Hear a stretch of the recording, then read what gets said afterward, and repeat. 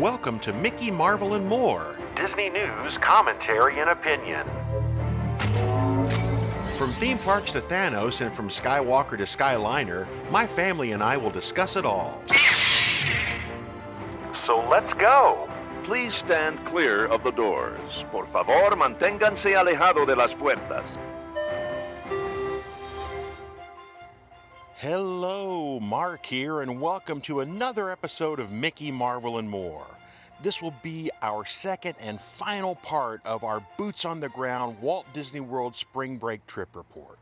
We still have a few more firsts to enjoy, and most importantly, we will be giving you our complete review of Disney's Grand Floridian Resort and Spa. This was our first time staying here, and we've got some thoughts, so stick around for that. But we've still got a lot to get to, so come along with us for a few more days in Walt Disney World. I'm starved. I'm so hungry I could eat a whole zebra. Ah, we're fresh out of zebra. Okay, we're back spending another lazy morning on our porch here at the Grand Floridian Resort. Here to talk about the last couple of days we've had here on our Walt Disney World Boots on the Ground Spring Break Trip Report. First up we're going to talk about is going over to Hollywood Studios. Again, crowd sizes were nice and low. The weather was amazing. I don't know that we did anything new at Hollywood Studios. There's not really anything new right now. A lot of areas closed and under construction. Oh yeah, I mean it's a little sad to walk around and see, Muppet Vision is gone and the walls are up. And you've got walls up all around the animation courtyard, but it's great to see that there are going to be brand new things to look forward to in the years to come. We also stopped by over near Rock and Roller Coaster where they've got the scrim up in front of the guitar, getting ready to turn Rock and Roller Coaster starring Aerosmith into Rock and Roller Coaster starring the Muppets. The car on the big guitar fret has now been repainted to resemble the colors and the neon streaks of Dr. Teeth and the Electric Mayhem. Aerosmith has been stripped off the main sign, and this is supposed to be opening later on this summer, if I'm not mistaken. That's right, and this is one redo I'm really excited about. Yeah, I'm looking forward to seeing the Muppets make a grand return to Hollywood Studios. The next day we hopped on over to Animal Kingdom. Once again, the crowd levels have been low, the weather has been amazing, and we did get to experience one more brand new thing over at Animal Kingdom for the first time. The Zootopia Better Zoogether show, which is the new 3D show that replaces It's Tough to Be a Bug Under the Big Tree of Life.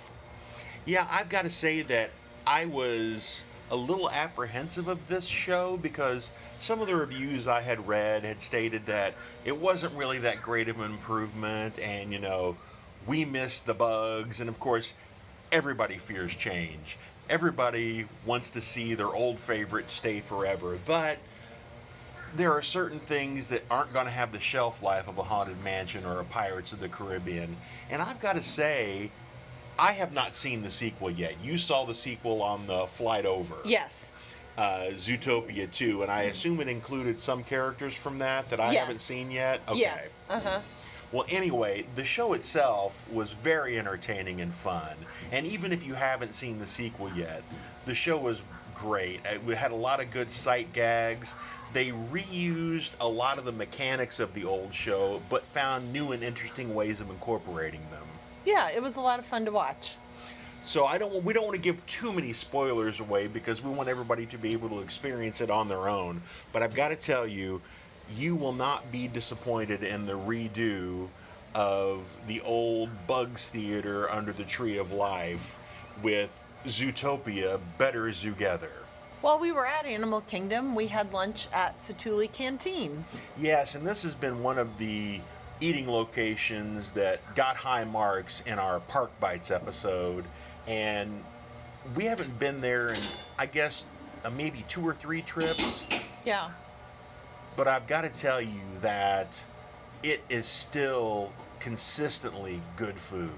Yeah, my meal was excellent. I had one of their bowls, which is kind of what they're known for. You choose your base, you choose your protein, you choose your sauce. But the combinations are always really interesting and fun. Parker had a hard time deciding between one of the bowls and their other signature dish, which is the cheeseburger pods. So he got both and enjoyed them both very much. Yeah, I will say that he did get the kids' version of the cheeseburger pods, so he wasn't eating that much food, but he just could not make his mind up. We also took a hop over to Disney Springs, where we had a dinner reservation at the boathouse, and this was a first-time experience for us. Yes, once again, another first during this trip. You know, it's amazing after all of these years that you can still have firsts, and it's a lot of fun to go and try something new.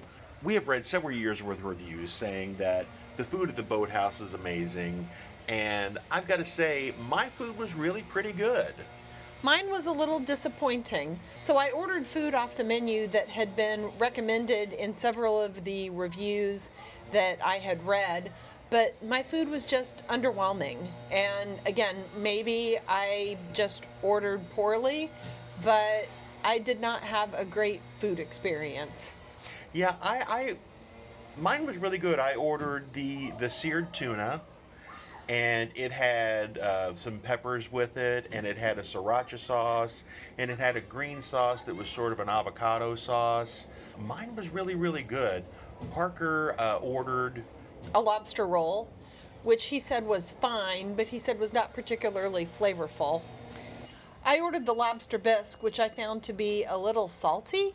And then for my entree, I had the corvina, which I found to be a little overdone and not super flavorful. So it was just a little disappointing.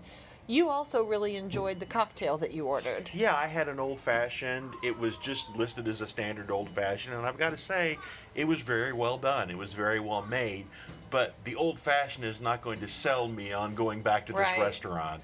I will say the star of the meal for me was dessert. Oh, yes. We ordered a 21-layer chocolate cake. And they weren't kidding. They were not kidding. 21 layers. Sometimes in those kinds of desserts, the layers can be not well made. I will say, though, that the chocolate cake layers were very moist. The icing layers in between were very light and chocolatey, and the chocolate ganache on the outside was not overwhelming. It was served with vanilla ice cream, and it was delicious. It was huge, though. Oh my gosh. Yeah, on the menu it said that it was suggested for 2 people. Yes. And I don't know who these 2 people would be, but there were 3 of us, and there was probably over half of the dessert still left when we were done. Yes, and we all had generous portions. So I would say that 21-layer cake definitely served at least 4 people, maybe even 6. It was huge. Yeah, so the highlight was probably the dessert. My meal was pretty solid, but I've got to say, overall, I was a little underwhelmed with the boathouse. Yeah, there are so many restaurant choices in Disney Springs. Unfortunately, I think even a mediocre time at a restaurant or just a good but not great is probably going to be enough to knock it off our list in favor of other locations. Yeah, there are so many places to eat, and it wasn't an inexpensive meal either. Yeah, it was one of the more expensive restaurants at Disney Springs. Again, just not a good value for good food, but not great food. Yeah, so our adventure continues with more firsts to come. Ladies and gentlemen, we are approaching our station at the entrance to Main Street, USA, gateway to the 7 theme lands of the Magic Kingdom. Next up, we're going to talk about a couple of restaurants that we had lunch at in the Magic Kingdom, and one of them is near the top of our Park Bites Magic Kingdom list, and one of them is at the bottom. But we went to them both. The first one we'll talk about is the one at the bottom, the one that has always been the most maligned of all of the restaurants we've ever talked about in Walt Disney World. Casey's Corner at the end of Main Street, the hot dog paradise. And I have to say, I was the one that was really pushing to give this one a shot, primarily because they had a plant-based Chicago dog, and I am a big fan of Chicago dogs and also a big fan of plant-based hot dogs. So I was the one that really wanted to go there, and for me, I had a great time. Yes, the plant-based Chicago dog was good. It was fairly tasty. It was well prepared. Plus, we got pixie dusted at the restaurant. Basically, what happened was we placed our order. Parker and I went to pick it up, and they handed it to us, and it was on a blue tray as opposed to a brown tray. And the ladies behind the counter were making a big deal out of it, and I guess Parker and I just weren't really paying attention and not understanding what was going on. So we picked up our tray and went over to pick up our napkins and condiments and those kind of things. And one of the ladies came racing over and she goes, "You forgot your frozen lemonade." And I said, "I'm sorry, we didn't order a frozen lemonade." And she goes, "No, no, no. If you get the blue tray, you get a free frozen lemonade." And I'm like, "Oh, that's why you were making such a big deal out of it. Thank you very much." So we did get pixie dusted at the worst restaurant in the Magic Kingdom. It was a mint julep frozen lemonade, Yes. non-alcoholic, but it was delicious. I It had was that very good. along with my plant-based dog, and my meal was very good. And because the weather was absolutely beautiful, it was tolerable to sit outside, which is, one of the knocks we've always had against Casey's Corner is outdoor seating. But in the time that we were sitting there, we listened to the live piano player playing, which is always fantastic, and we got to watch a parade go by while we were sitting there and had a great view. So I will very reluctantly give our Casey's Corner experience a sideways thumb. I can't go up, and because you enjoyed the hot dog so much, I can't go down. Yeah, But for me, this is still a bottom of the barrel restaurant. Yeah, your mileage may vary. I think we sort of had the perfect experience. I don't think it could possibly get any better than that. It could only go down from there. Right. So I'm still saying that Casey's Corner, bottom of the list, generally speaking, but we happen to have an exceptional experience there this time. We'll leave it at that. The next place we ate at was another old favorite that we've not been to in quite a while, and it's near the top of our Park Bites Magic Kingdom dining list. We went to the Plaza Restaurant. And this is a sit-down restaurant as opposed to counter service. We were seated in the sunroom area of the restaurant, which has beautiful views of Cinderella Castle. And so that was my view during lunch. I couldn't have been happier about that. Also, while we were there, a parade actually went by on Main Street. You're noticing a theme. Yes, and so I could watch a bit of the parade while I ate my lunch. And so that was just kind of a little icing on the cake. The food at Plaza Restaurant was good. I think I probably ordered poorly. I wanted to eat something a little light to save room for the star of the show, which was all of the ice cream desserts that they have on their menu. So I got the shrimp Louis salad, and it was fine. It just wasn't anything spectacular. Parker, on the other hand, ordered the bacon cheeseburger, and it looked very, very good, and he said it was excellent. It wasn't your standard theme park burger. This was the kind of a hamburger you would get at a really nice sit-down place. It was well prepared, it was much larger, and it looked fresh, as opposed to the state of some of the burgers that you can find around the Walt Disney World theme parks. For those that are unfamiliar with where the Plaza Restaurant is located, it is at the end of Main Street at the hub in front of the castle, the opposite side of the street of Casey's Corner. Yes. So it's kind of, we ate at one end of the spectrum at the end of Main Street and the other end of the spectrum on Main Street. It is behind the ice cream shop on your way to Tomorrowland Terrace. And they share the ice cream shop, which is why their desserts are so very good there. Oh yes, and so for dessert I had the Plaza Restaurant ice cream sundae.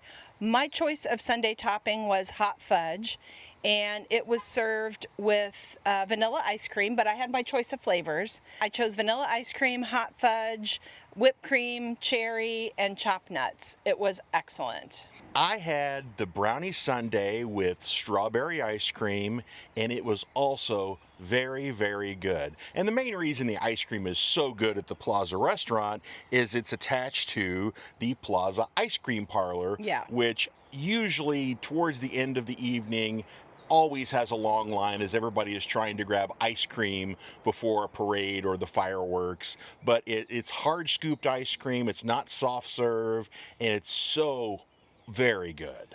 Parker got the hand-dipped chocolate milkshake, and he also reported that it was excellent. That is the high and low of our high and low review of Casey's Corner and the Plaza Inn. Look, you get porridge, and it's happy to see you. So while in Disney World, we took advantage of our location and hopped over to the new DVC tower at the Polynesian. We had never been there before. We had been following construction because we've watched it be built over the last several years, as we have stayed at many of the monorail resorts during this time. Zach and I were a little apprehensive about this huge tower fitting in with the theme of the Polynesian, which was really a bunch of little huts, and they had their big great house, but there were no tall buildings over there, and we were afraid it was really going to kind of stick out like a sore thumb. And I don't think it does. I think they did a really good job with the theming, though the areas that the guests that are staying there can use, with the big balconies overlooking the lake towards the Magic Kingdom. The views look amazing from those areas. Yeah. We didn't get a chance to experience them because you have to be staying there to be able to access the floors of the building where those areas are located. But we could see them from the outside, and they looked really, really nice. Yeah, they were gorgeous. The lobby was beautiful. It has its own separate lobby, which is another question I had. Were they going to share the Polynesian lobby, or was it going to be on its own? It's a lot like Bay Lake is to the Contemporary. They basically are a self-contained unit, but they share the resources of the Polynesian. Yeah, the lobby was absolutely beautiful. There were huge floor-to-ceiling glass windows overlooking Seven Seas Lagoon. There were these really unique hangings from the ceiling that contained live plants. Yeah, it's kind of hard to explain. Yeah, imagine columns hanging from the ceiling covered in moss. That's what they sort of looked like, but they were really spectacular and stunning to look at. We walked around outside on the terrace from the lobby. Again, beautiful views of Seven Seas Lagoon, nice Hawaiian music playing. We walked over to the pool area for that tower. Looked like a nice pool, again, that is separate from the Polynesian pool and the other DVC pool that's also at the Polynesian. Right. So theoretically, if you were staying at the Poly Tower, you would have access to 3 different pool areas, which is Correct. really nice. Yeah, I thought it was really, really beautiful, and I'm looking forward to staying there, but I want to wait until this brand new construction that they have started in the parking lot.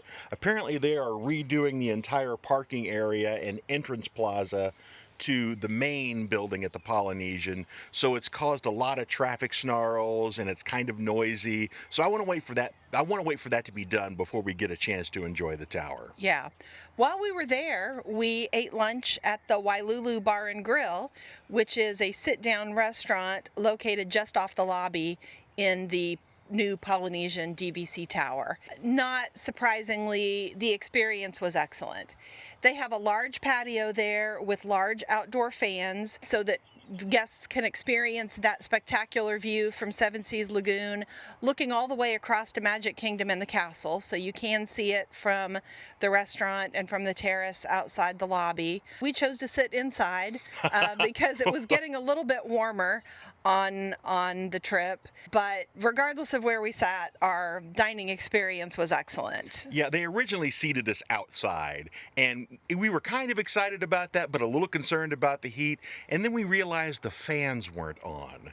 Yeah. And it became a little stuffy and a little close, so we asked to be seated inside, and they happily accommodated us, and it wasn't a big deal at all. And as soon as we were seated inside, the fans outside were turned on. Yeah, I think had the fans been turned on outside, it would have been a pretty pleasant experience. Right, right. So for starters, Mark and I both ordered the hibiscus iced tea, which not only did it have hibiscus flavoring, which gave it this kind of lovely pinkish color, but it also had live hibiscus flower as a garnish, which is always a plus for me. Yeah, it was really, really good. It didn't need any sweetener. It was a really good iced tea. We also ordered the ahi tuna crisps as an appetizer, which was marinated ahi tuna over crispy fried wontons, avocado crema, and a sriracha aioli and soy glaze. It was delicious. It was so very good. Anybody who has ever traveled with me knows that any opportunity to obtain ahi tuna in any form, I will do it. I think I did it like 3 times during this trip. You did, yes, yes. I ordered the Wayfinder burger. It was interesting. I had not ordered a burger the entire week that we had been on Disney property. Out. I did, and I think it was worth the wait. The Wayfinder burger was absolutely delicious. 2 smash patties on a sweet Hawaiian bun, and it was served with American cheese, onion jam, volcano sauce, and then I had the macaroni salad on the side. But it was a very, very good double smash burger. Parker ordered the garlic shrimp noodles, and he also reported that his meal was very, very good, and it looked very, very good. It did. I ordered the pineapple barbecue chicken sliders, and they were really, really good. Laura has the menu in front of her. She can tell you exactly what was on my plate. Pineapple barbecue sauce, Asian slaw, adobo mayonnaise, sweet bun, and then he had his choice of macaroni salad or sweet potato fries as a side. Yeah, I chose the macaroni salad. It was very good. It was basic, but it was very, very good. All in all, I think our experience at the Walulu, is that how you say it? Because I'm always saying it wrong. Yeah, that's good. Okay. At the Walulu Restaurant Bar and Grill, it was so very good. I don't know if it's worth a separate trip if you're not staying in that area. What would you say? Would you recommend for somebody to hop on the monorail if they're staying at any monorail resort to go there? Or do you think you would limit it to only staying at the Polynesian or perhaps the Grand Floridian? I'll say this, of all of the restaurants that I've been to at the hotels on the monorail loop, this one was definitely the most chill and relaxed. That is fair. So if you are looking for a dining experience outside of the Magic Kingdom and on the monorail loop that is not quite so hustle and bustle and hectic and is nice and relaxed, this is the spot. Yes, it definitely had chill vibes. Winifred, where is your butler? I don't have a butler. What? Bologna sandwiches? No servants? Madam, I'm afraid this relationship is at an end. If you'll excuse me, I'm late for my club. So finally, to wrap up our spring break Walt Disney World boots on the ground trip report, I think we're going to end with basically what we thought of the Grand Floridian Resort and Spa. We had never stayed there before. We had debated whether we wanted to do it over the years. We did a couple of walkthroughs and decided, okay, let's give this a shot. So what did we think of the Grand Floridian? These are my top 3 high points of the Grand Floridian. Okay. Number 1, being able to watch fireworks from an outdoor terrace area at the Grand Floridian. You probably could have seen it from other locations as well, but there was definitely a big open space that was outside the main building that they pumped in the music. You got a perfect view of the fireworks from the castle, and we sat there with maybe 40 other people one night, but it was very relaxed. You could sit down, very comfortable. So for fireworks viewing at your resort, I think the Grand Floridian views can't be beat. I fully agree with that. I believe that that is the best fireworks viewing experience I have ever had outside of one of the theme parks. Yeah. I'd say number 2 is just the overall look of the resort. It's absolutely beautiful. It is. And there were large fresh flower arrangements everywhere, throughout the lobby, throughout all of the side buildings, and of course flowers in the landscaping everywhere. It is without a doubt one of the prettiest resorts that I've seen, and that carried through to all of the mini lobbies and the side buildings. The main lobby was also beautiful. Again, that overall look and architecture of the resort was just so pretty. I would say the third thing that I liked best about Grand Floridian was their lobby.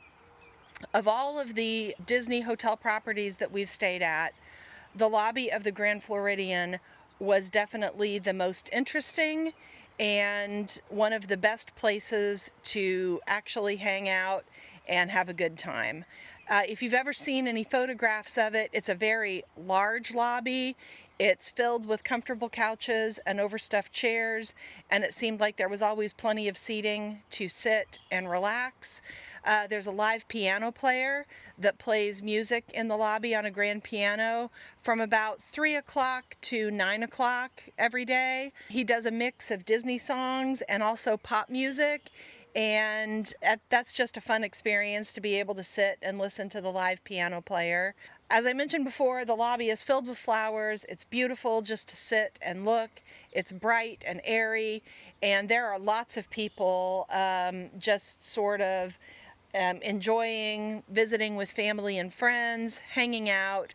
So lots of activity in the Grand Floridian lobby, including their lobby bar, the Perch, that we spent some time at. Correct. It was part of their huge renovation project over the last 2 or so years. They completely stripped the lobby down and rebuilt it from the ground up. And I don't remember a ton about the original layout, but I've got to say what they've done has worked, because it is airy, beautiful, bright, comfortable. They have way more seats, I believe, now than they used to. Mm-hmm. And they converted what used to be an actual bird cage where they had live birds from Florida in, to a little lobby bar called the Perch. This is one of my least favorite and most favorite at the same time, if that makes any sense. I liked the fact that they had a beautiful lobby bar. I don't know that there are any other Disney resort hotels that have a lobby bar. No, I do not think there are, especially the way they have this one set up. It is basically in the middle of the lobby, and it's made to look, it's made to resemble what the bird cage used to look like. Yes. The drawback to this is it's not a full bar, which I didn't realize until we first sat down. They have 2 pre-made cocktails, and then they have a variety of 6 or 7 wines and beers, and that's it. Yeah, that is it. The pre-made cocktails were the Floridian 75, which is a take on a French 75, made with Ford's Gin, Florida Citrus Cordial, and lemon topped with Taittinger champagne. So if you like gin, you're in luck. Right. I don't.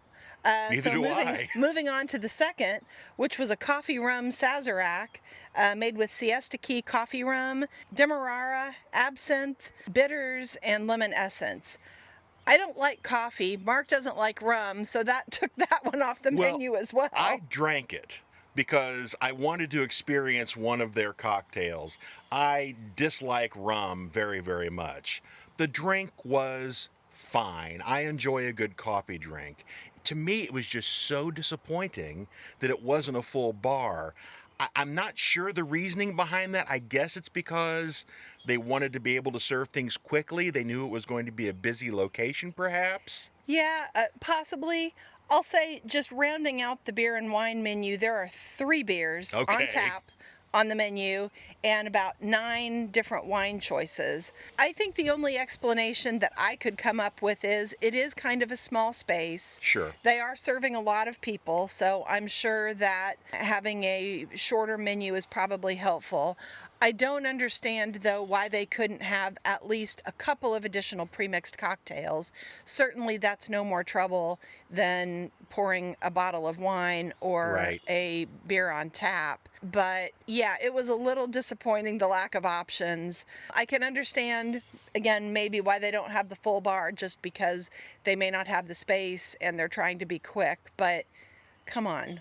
I think you could do more than just a couple of options. And there also was no food menu at all, which was a little surprising for a Disney lounge. I thought there might be like some snacks of some Every sort. Disney lounge that we have been to has at least some kind of food offering. A little bread service, some chips, Something. some sort of a little specialty snack. Yeah, so it was just a little surprising that they didn't have that there. That being said, though, it was a lovely environment to sit in and have a drink, and there was enough on the menu to find something, but Basically, there was. Yeah, but I would hope in the future maybe they might expand their menu just a little bit. Yeah, and I think, and like other Disney resorts, they have a nice bar located on the premises, but the problem is with the Grand Floridian, it's a bar you have to make reservations for. Yeah. So most of the other deluxe resorts, particularly the ones on the monorail loop, they have a bar that you can just walk up to, sit down, order whatever you want. They have a full menu, and you can enjoy some time in the air conditioning, relaxing in a comfortable chair. Now, that being said, they do have pool bars at the Grand Floridian Yes. that you can go out to, but that's not as convenient as just walking over to a lobby bar after a long day and having a drink and a sit. And I think that what they tried to accomplish with the perch was interesting, but I don't know long term if people are going to love it. Although it was busy the entire time we were there. Yes. And again, that may be part of the reason why they don't have a full menu, but I think they could have at least had 2 other options in the pre-mixed cocktails, like you said. Right. So I think all in all, I have a love-hate relationship with the perch. I'm also going to give a quick honorable mention to the pools at the Grand Floridian. Yes. We went to both of them. The courtyard pool, which happened to be literally right across from the patio of our room. So we were looking at it all week. We went there to experience it. It was a nice pool. It had a nice pool bar snack area with poolside service. Had a pretty decent food menu too. Yeah. We ordered lunch there one day, and it was good. We also spent time at the DVC dedicated pool, which also was very nice. And they had a slide over there. They did. They had a water slide there. They also had a pool snack bar area that we ordered dinner from that was pretty good as well. So I think both of the pool areas there are really nice. We did walk over to the DVC dedicated building that the Grand Floridian has, the Grand Floridian Villas, and spent a little time in their lobby. Much like the other DVC separate properties, it had its own check-in area, it had its own lobby. There's actually a really neat Mary Poppins fountain in the lobby featuring the penguins from Mary Poppins. It couldn't have been cuter. It was really cute and pretty neat to look at, and they did have board games in the lobby. So Mark and Parker sparred off with a couple of games of chess. Rousing games of chess where I was whipped heartily both times. Checkers and backgammon were also available. Right. So to wrap up what our thoughts are on the Grand Floridian, I think it is a beautiful resort. I think it is well appointed. I think that they have some fantastic restaurants there, but they are very expensive. Victoria and Albert's you need to dress up for if you're going to eat there. I think ultimately where I fall on the Grand Floridian is it's too frou-frou for me. Does that make any sense? Yeah, it does. And I'll say when I first got there, I felt like it was a little too fancy for my taste. But as the week went on, I got more comfortable and I began to appreciate and get more comfortable with that. So ultimately, I felt like it wasn't too fancy. It was just another very nice option for a monorail resort. Yeah, I think that the vibe there, for whatever reason, struck me as different than all the rest of the Disney resorts we've ever stayed at. They're all high-end, they're all deluxe, the deluxe resorts in particular, and the DVC resorts in particular, but it had a vibe that kind of made me feel uncomfortable from time to time. It was a little if that more, makes any sense at all. It was a little more formal. Yeah. Yeah, it was a little more formal. The stores are super fancy. I felt underdressed in a t-shirt just shopping for soap while we were there. I think that's a you problem. Maybe that is a me problem. Maybe. But we'll probably go back at some point, but I am not clamoring to go back. I mean, does that make any sense? I agree. I'm glad we went there. I'm glad we experienced it. But there are definitely other hotels that I think have more of a vacation vibe. Yeah. And I would look forward probably to staying at those above the Grand Floridian. So would we give it a thumbs side review or a thumbs up review? It's a thumbs up from me, but I would say as I'm ranking it against other thumbs up resorts, it's probably not in my top 3.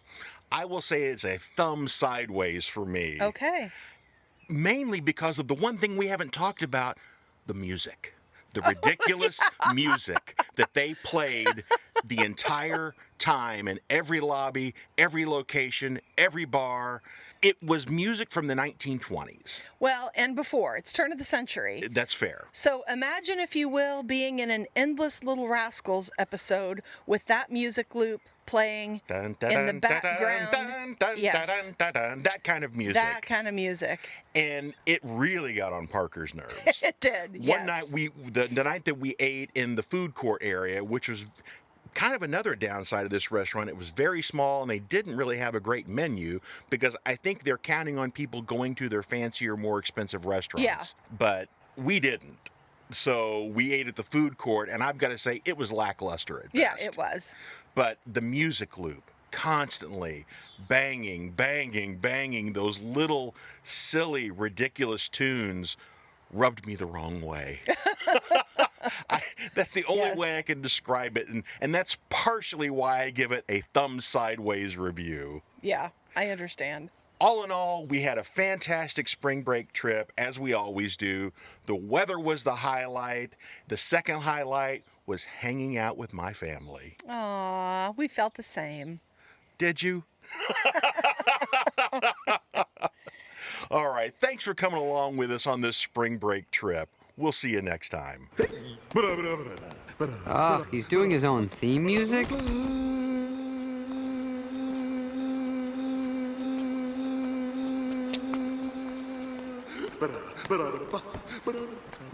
Big, dumb, and tone deaf. I am so glad I was unconscious for all of this. Mission accomplished.